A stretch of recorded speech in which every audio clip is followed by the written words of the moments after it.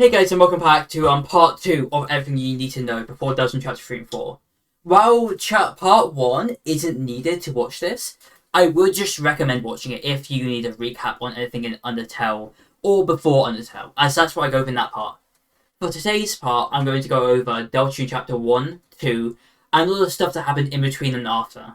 So, before anything else, I would like to say if you could subscribe. I'm trying to get to 500 by June 10th. And 1,000 by June 20th. Currently, it looks like I could actually make both deadlines, which would be awesome. So if you'd leave a like on the video and subscribe, it would mean a lot. Anyway, without further ado, time to get into this video. Okay, to start with chapter 1, I'll just go over the story to make sure we're all on the same page of how it goes. Chapter 1 starts with us in this area, which has this weird background, and some mysterious man talking to us. Based on the way that the dialogue's formatted, and the fact that the person who talked to us before the chapter came out was Gaster, it makes sense for this to also be Gaster. The background is also of an edited image of an ocean, which I'll go over that a bit more in the theory section. And the final thing to point out for this section is the fact that all the stuff in the code is called Gonna Maker. Meaning that whatever thing we're making here is some form of Gonna like we see in Undertale. After we make our character, it gets erased by some other entity who talks differently to Gaster. It could be Kara. I'm not going to go over to this too much because there's not enough information about this right now. After this, we wake up in the bedroom of Chris, who is the main character of this game. Chris is brothers with Azure, who seems to be a lot more successful than Chris, due to the fact that Azure's side of the room is filled with decoration stuff. Toriel then takes us to school, where we see our classroom, who's filled with a bunch of old characters and new characters. Most of them don't really matter to this chapter. The only one that does is Susie, who we follow out of the room to go get more chalk, to only find Susie eating the chalk, who then threatens us by saying she will eat our face if we tell on her. After this, we make our way to the closet, where we open the door, only for darkness to spread out from the closet door. This obviously has parallels to Gaster's experiments being darker than dark, but after we enter it, we end up falling through the ground and entering the first Dark World. After a bit of exploration and also dodging some bullets from an unknown entity, Chris and Susie meet up and find a castle town, in which the character Rouse is found. After meeting with this hooded figure, they then are requested to tell us a prophecy. On accepting this request, this cutscene takes place.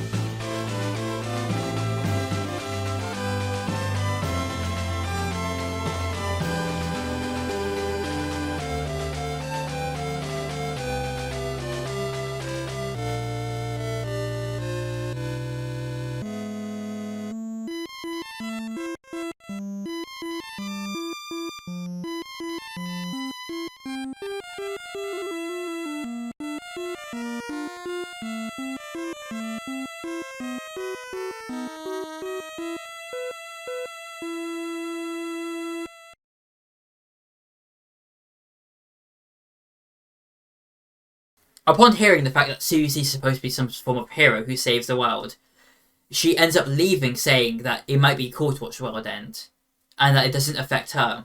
After this, Chris and Rousey end up walking and having a tutorial together. I'll mention more of the tutorial when I get to the character section of the video, because there's a lot of interesting moments with Chris and Rousey I want to go over. After exiting the tutorial, we end up going through the Great Door, which leads to the Field of Hopes and Dreams, being the first place of the new Dark World. On our journey to the Dark Fountain, we end up seeing all the stuff that Susie destroys, including a cake that we can take the broken piece of.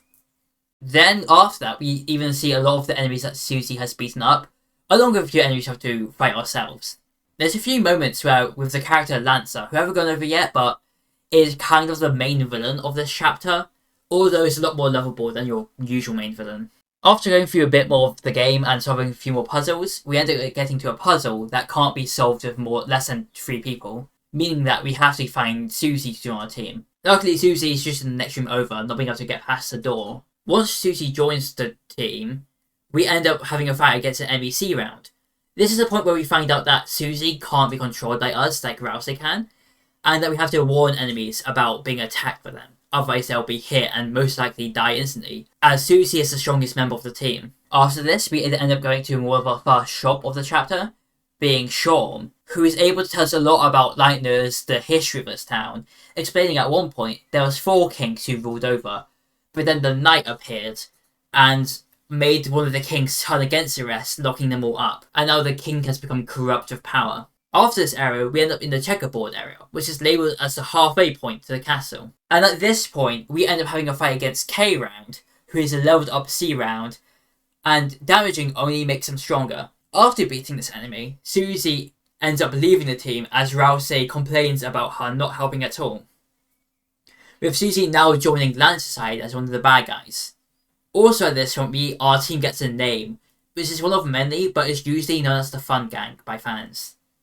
After a bit longer and a few more puzzles and a few enemies, we end up getting to a part where Susie and Lancer ask you to create a robot to beat yourself with. After filling this out, they then leave with it, and then you end up going to a maze.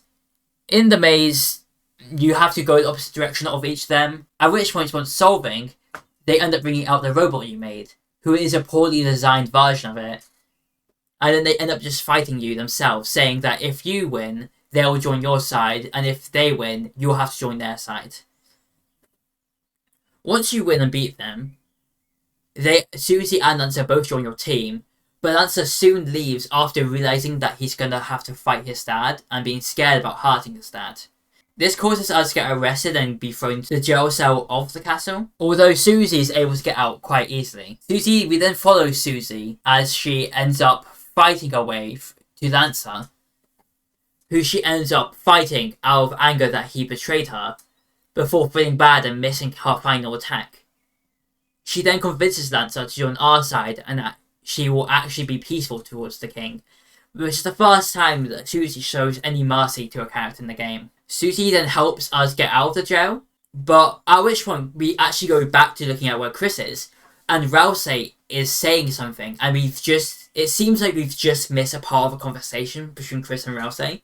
After Susie lets us out, we end up heading our way up the castle, going past someone called Rolscard, who is the puzzle master of the kingdom, and has a bunch of easy puzzles for us to solve. At which point, finally having one final version of K-Round, which Susie helps us spare this time, showing her character development. Then we get to King and have one final battle against him, and upon defeating him, depending on how many people you spared, you get a slightly different ending, where either all the people come to help you and defeat the king, no one cares enough, or everyone starts trying to attack you and Lance has to barricade the door.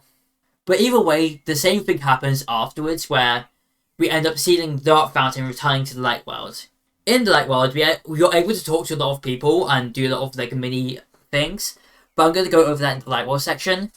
All that's really important is that the ending follows Chris ripping out their own soul, and Chris ends up going to bed, rips out their own soul, throws it in the birdcage, and at which point we're still able to move the soul around, and then Chris pulls out a knife and looks at the camera.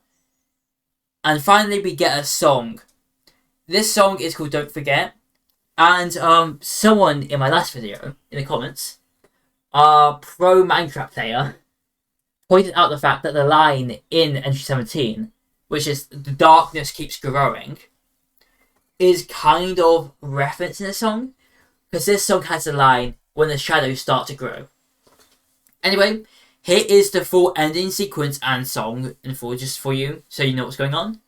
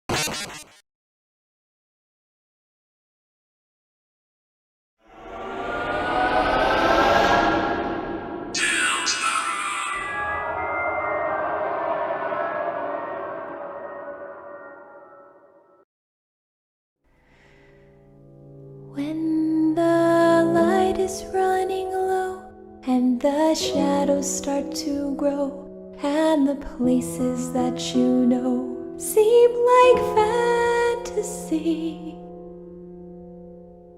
there's a light inside your soul that's still shining in the cold, with the truth, the promise in our hearts. Don't forget, I'm with you in the dark.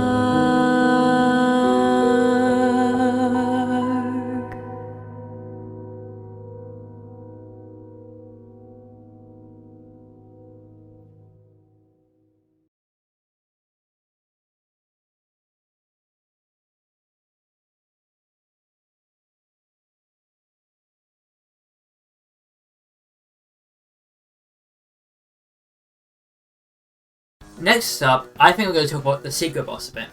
This is something I intentionally skipped over during my story explanation, as you have to go out of your way to experience this. Once breaking out of jail, you go to an elevator, and one of the options is a bunch of question marks. Upon going down to that floor, you meet a mysterious person behind bars, who is called Jevil. Jevil tells you that he is the only one that's free, and everyone else behind bars, and they locked them up when they locked him up. And he tells you that you have to go find a bunch of keys to be able to free him. The first thing he says is that the first key is located with Sean. So once going back there, Sean will give you a key and give you a hint for the next broken key's location. The hint being that the broken key is hidden where the stars don't shine. Honestly, this is probably the hardest hint the game has. I never got it myself when playing, but what you have to do is in the area where there's a bunch of spinning things, there's like a star pattern in the background, but in a specific area the stars don't show up, and that's a path you can follow, and then once you follow it, you're able to go down a secret area to a chest where broken key B is found. Then there's broken key C, which is probably something you've seen before, as right at the beginning towards the beginning of the game, there is, at the northeast of the field, before the Great Board, there is a puzzle that once you put it in the combination, the same as the order of symbols on the floors of the castle, will unlock and give you the final key piece. Then you have to go back to a character called Malleus. This character just helps you fix things, and you can fix the keys into one key. Also, something I think that's worth pointing out if you're going to do this fight is the fact that you can then also bring the cake from the beginning to hit this point, turn it into the top cake, which heals your party a bunch, but then you can take the top cake back to the cake guy, who will then give you a spin cake, which while heals left to the whole party, you can then regenerate infinite times as you can go back to him and ask for another one. After this, you can take the fully formed key to the Jevil store, at which point you will have the city boss Jevil fight. There's a lot of stuff in this fight, and honestly I recommend, if you haven't done this fight yet, to go do it now that I've told you like how to get to it. But Jevil's fight is probably the hardest in the game. But once beating him, you will either, if you spare him, you'll get the Jevil's Tail, which is an item that can boost a user's magic, or the Jevil's Knife, which is just a scythe that is a good weapon and can be used for Susie, I believe. Also, at this point, Jevil references Queen if you kill him, who is the main boss of Chapter 2. And this is cool that he actually hit that all the way back then, as he had no real idea who the next boss would be for Chapter 2 at this point. But at this point, we don't really know a lot about Jevil. But what you can do is go back and talk to Shorm about Jevil, who will then give us actual useful information about him. The information mainly being about the fact he was once the court jester, but then a mysterious man told him something, and then he started viewing the world as just a game. And he says the line, ever since then, his perception of the world has become darker yet darker. Obviously indicating the fact that Gaster was the one to talk to Jevil and give him this information. It's also interesting to note that this isn't the first time Gaster's been brought up in this way, as when Rousey explained the prophecy to you, Rousey says it was told him from time and space, which is exactly how the goddess describe him being shattered across. Also, upon defeating him, you'll get the Shadow Crystal. And using the Shadow Crystal in the Dark World will make you see either nothing if you're in Castletown, or it will make you see the unused classroom of the school if you're on Chapter 1's Dark World. Also, when using it in the Light World, you will see through your own hands.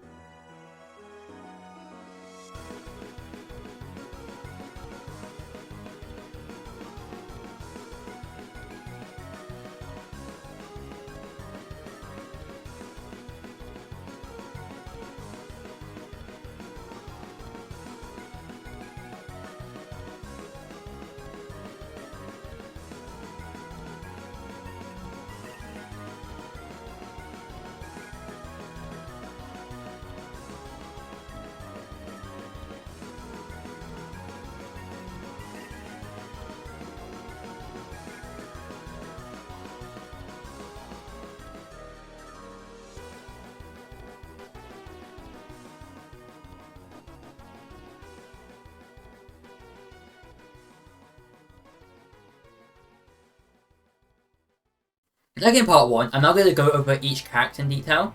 I'm going to leave out most of the Light World characters just because I'm going to have more time to talk about them in the Light World sections. Also, any character who's more important in Chapter 2, I will save until Chapter 2. To start off with, the main character Chris. Chris is shown to be a pretty antisocial kid who gets bullied a lot by Susie. Chris is shown to be the leader of the party, but as of the ending, it's unknown what happens to them and why they end up ripping out the soul, who is us. Also, the fact that at this point, we know that Chris had a conversation without us with Rousey is suspicious, especially since Chris doesn't tend to talk during Chapter 1, and anytime it is said that they talked, we don't get to hear what they say. There's a lot about Chris I want to talk about, but I'm going to wait until the chapter 2 breakdown of characters, as that's when we pretty much get confirmed what's going on with Chris. Next up is Susie. Susie is a very problematic child, as we've shown, who ends up bullying, eats chalk, gets into trouble on purpose, and is very paranoid, thinking that just because we saw her eat chalk, we want to expel her.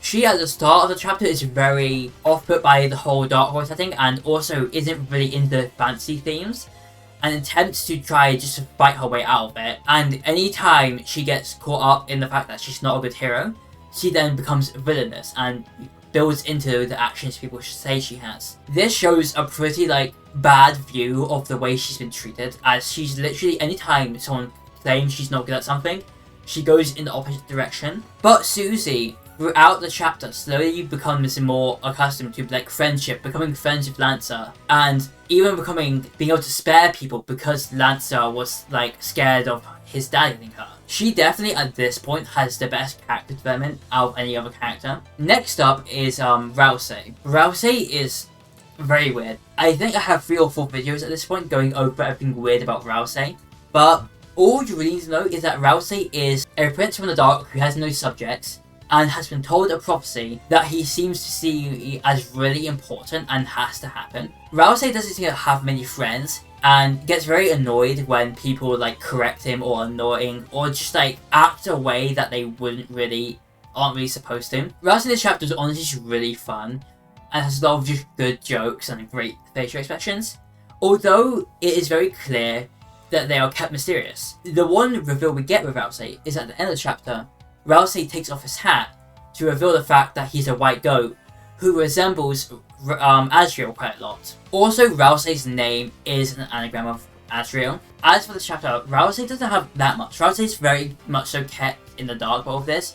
Again, the fact that Rousey does obviously show that he wants Chris and Susie to like him. Going out of his way, whenever you do something bad around him, he will condone it, thinking that he needs to support you for everything. And he also shows a lot of knowledge about game mechanics and also other things.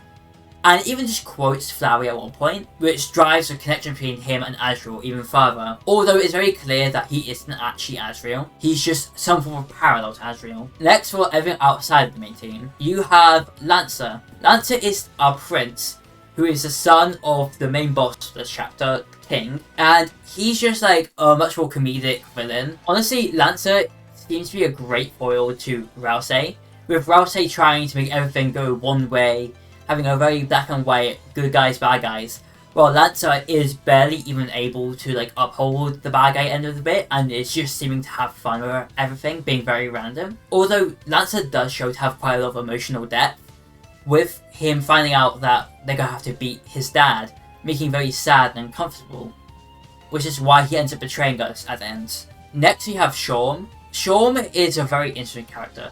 He's very mysterious, doesn't really let anyone know anything, and also just kind of keeps a lot of stuff in the dark, and is said to be friends with Jevil before he went insane. Shorm also seems to know of us and the prophecy, which a lot of other people don't seem to know, as no one else respects, or actually not no one else, no one actually seems to respect the fact that Rousey is supposed to be the prince from the dark.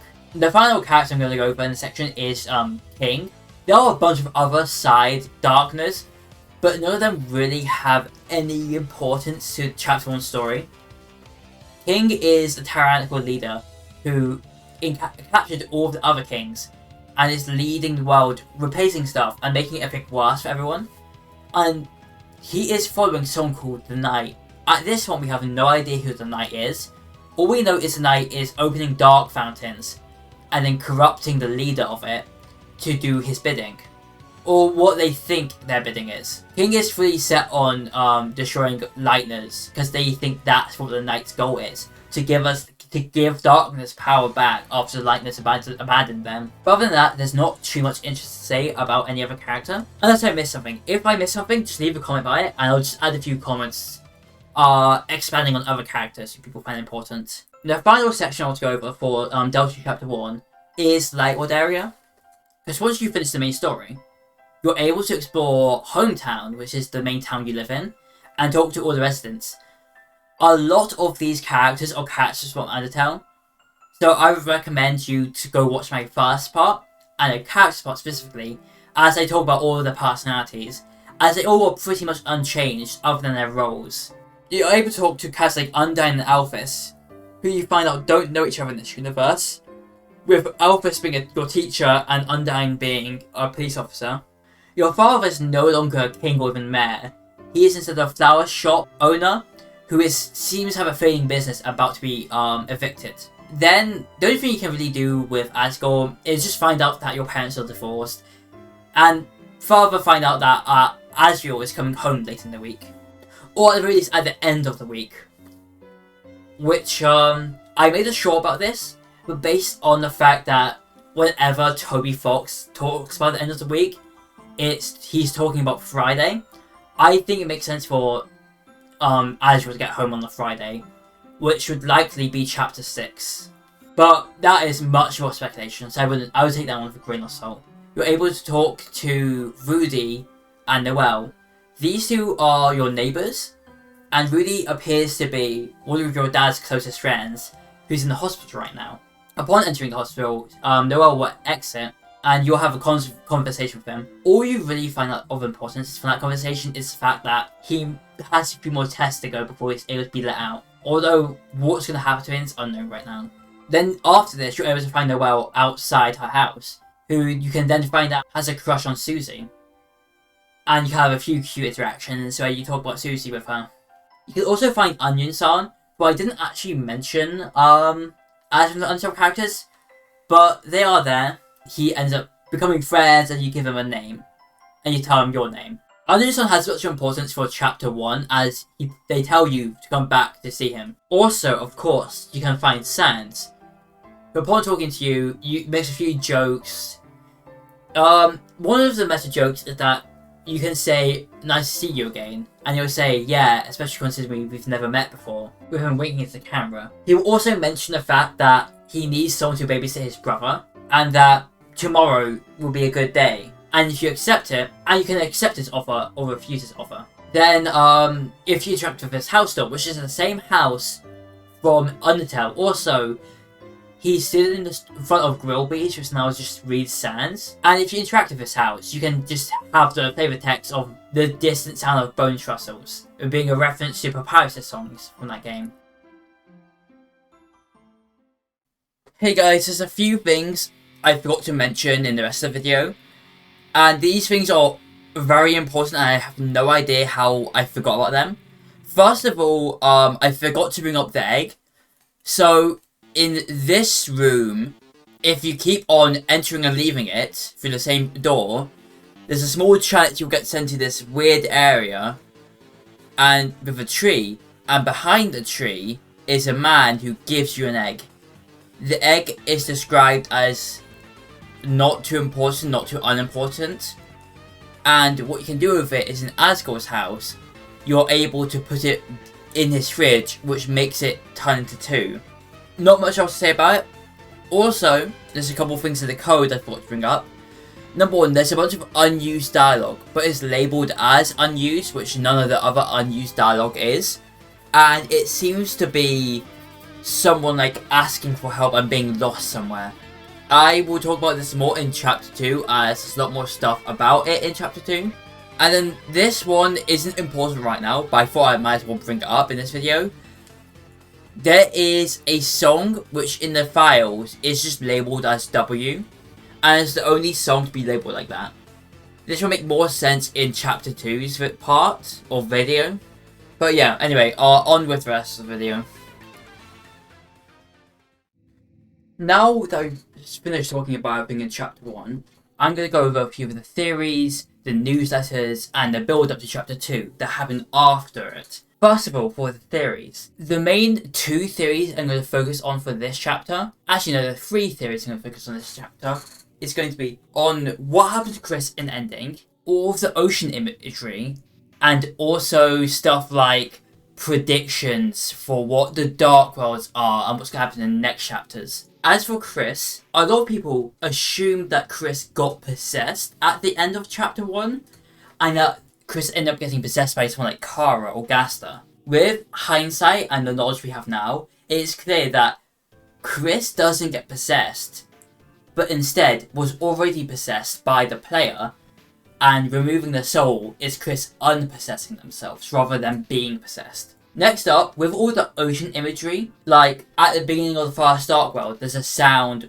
that's taken from the ocean. The Golem Maker has an ocean background, and Chris is blue like they have drowned, which could assume that Chris at some point drowned or witnessed someone drowning, hence all the ocean films, hence all the ocean imagery. Then, with what Dark Worlds are, the main theory from this time, or the main two theories, were that the Dark Worlds were either fully fantasy and them just like imagining stuff and having fun together, which wasn't that popular, or the one that actually turned out to be true was that the Dark Fountains take the rooms they're formed in and then brings all the objects in the rooms to life. At this point, that theory's basically confirmed, but I'll go over that in chapter 2 a bit more. The final theory thing I want to bring up was a lot of people thought that chapter 2 would have Chris go on a genocide run in the Light World. Either that, or people predicted Dark Worlds and what they would look like, but all of the Dark Worlds just looked like the chapter 1 Dark World again. So obviously no one really knew what to expect for chapter 2. And the final thing to say before we get on chapter 2 was that before chapter 2 comes out, there was yet again another time where Gaster ended up taking over the Untel account and began to tweet about thanking us for our wait, and also referenced the fact that coronavirus made the game take longer, which does imply that Gaster was affected by COVID. But all jokes aside, like, there wasn't too much between chapter 1 and 2, mainly because it wasn't that long of a wait, which it felt like a while at the time, but in comparison to how long it's been since chapter 2, it hasn't been that long. Alright, that's gonna be it for this video. I'm sorry I didn't get to chapter 2 in this video, even though I said I would. I'm just very burnt out right now. But hopefully I'll get it out by either Sunday or Monday. So I will see you in that one, and if you enjoyed this video, please subscribe.